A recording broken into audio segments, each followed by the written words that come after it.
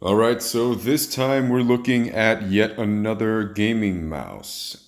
Here we have the Cooler Master MM711. This is their response to, essentially, Final Mouse's ultralight mice, and then Glorious with theirs, and so on and so forth. These are coming to the market, and they are really popular because of that honeycomb design, which really cuts down on weight, as you can see there.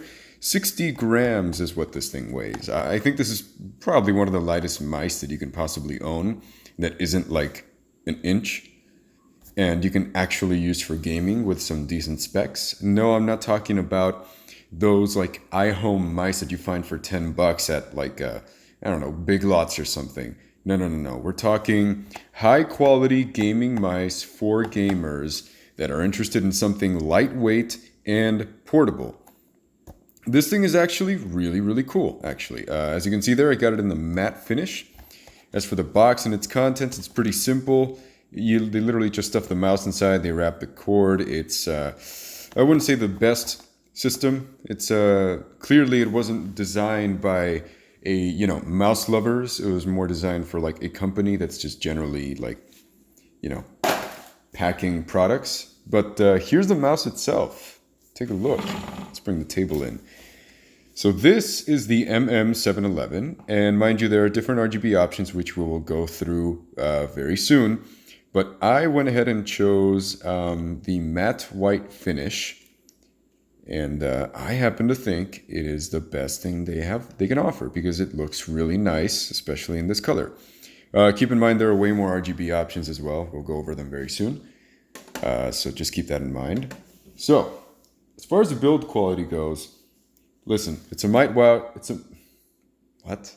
white mouse with black scroll wheel, black side buttons, and a black DPI setting shift.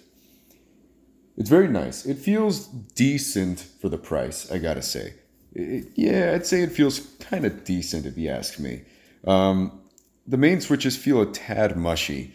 Not necessarily like terrible, but just they don't feel as high quality as other mice that I have used in the past. So it's a bit of a letdown right there.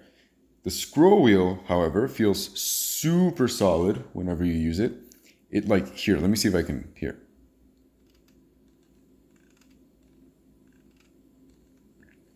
That feels incredibly solid, and I'm sure it sounds that way as well if the mic could actually pick it up. The RGB displays beautifully. It does not overflow or pour out at all. Keep in mind, I'm going to be editing this video in a new device that I purchased. So hopefully that includes some B-roll, but in the meanwhile, just in case it doesn't, this is what it looks like in the dark. It looks beautiful. It spills out on the sides a little bit, but not like a ray of light, not like a beam of light, just like a glow all around the mouse, and it is very nice. It's stylish, not faulty in any way, if you ask me. So, as far as the software goes, to modify the settings, you have to install Master Plus, and it's a simple application. Doesn't really, stay on in the background or anything. You get in, you change your settings, you exit, and you're good to go. The RGB controls include static, breathing, color cycle, indicator, custom setting, and finally, you can just switch it off and not use it if you don't feel like it, which is a totally solid option, if you ask me. But the main reason to go with this one over its predecessor, the 710, is that, it has RGB, but I digress. The cord is ultra soft and very lightweight and flexible. This thing is it's beautiful. It's one of the best cords I have ever felt. It's so nice. It's so lightweight. It doesn't hold its shape. It just is. It just exists. You know what I'm saying? But you don't feel like it exists. You can customize what each button on this mouse does. That's right. So you can go into the settings, and if you don't feel like left click is left click, you can make this R if you feel like it. I don't know who would do that, but if you want to, hey, it's available for you. You can left click on your keyboard, assuming your keyboard has a setting to change that feature as well. But I mean, you'd just be kind of a weirdo, but it's up to you. Now the DPI can go up to 16,000. I believe I saw in the settings that it can go up to 32,000, but the box rates it at 16,000. Regardless, I don't think any of you will ever need to go to 16,000 or 32,000 ever, especially in games. So you do have the bragging rights if you feel like it. You can select up to 7 different levels of DPI toggle at a time. So it comes with stock, I think like 4 of them, if I'm not mistaken. I think it was like 400, 800, 1600, and I might have been 2400 if I'm not mistaken. I can't remember honestly, but either way, I strongly recommend you get the software so that you can modify the settings to your liking, and there are no issues with that whatsoever. Now then, the polling rate goes up to 1000 hertz. That's good. You want that in a gaming mouse. Some people say you can only, you really should only use like 500 hertz, but you know what? It's got the setting, and as long as your PC isn't chugging because of it, go with the 1000 hertz. More reliable, more dependable. It's more of a professional gaming mouse as opposed to, you know, her white mouse, go click, you know. So it offers angle snapping, which I personally have set to off. Lift-off distance, I have set to low, because you really don't want the lift-off distance to be that high. You can set the button response time to 4 milliseconds, which is what I have done. Surface tuning is available, so if, let's say you've got some strange surface you're working on, let's say you're using this on a log for some reason, you can surface tune it to the log and it will try to adapt as much as possible. But I have had no reason for using surface tuning, and it has worked just fine on my mouse, no issues. Last of all, you can create macros on the mouse as well, actually. It's pretty interesting, yeah. You can create macros if you feel like it. I personally have found no use for them, but hey, you could use them, maybe. Personal experience. And this is something very, very important when looking at a mouse here. In the end, it doesn't matter how high tech, how high quality, how much performance this thing offers you if you can't use it.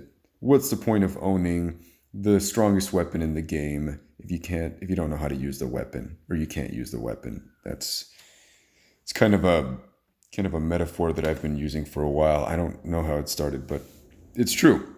It is true. Listen, for my hand, and FYI, my hand measures 19 centimeters by 9.5 centimeters across. Here's me holding the mouse. For my hand, it fits amazingly. And I have no issues holding it, except for one small gripe, but it's really, really not a big issue here. So the ring finger's nail can clearly be felt here. If I can. My ring finger's nail on this side right here, this edge can clearly be felt being dug in when holding the mouse like that, right there. Not like it hurts, but you can feel that you can feel the nail, I guess. That's just me personally, but I have felt this with every ambi mouse that I've ever tried. So this isn't special or bad.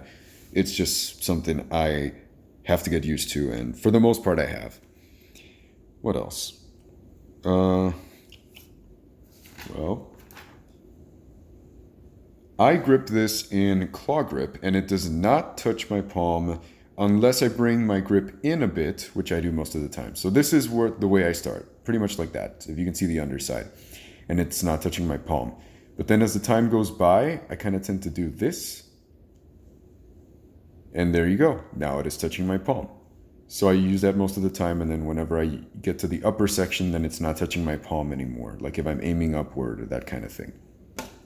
So at some point, I felt a bit of input lag, but only when I switched around to other mice, I realized that it was just my imagination. I don't know why, I felt that. But that, you could debate whether that's my imagination or not. There is one thing that is for certain, and that is after a few minutes, probably like 15 to 20 minutes of not touching or moving the mouse, it takes around half a second to start moving the cursor for some reason.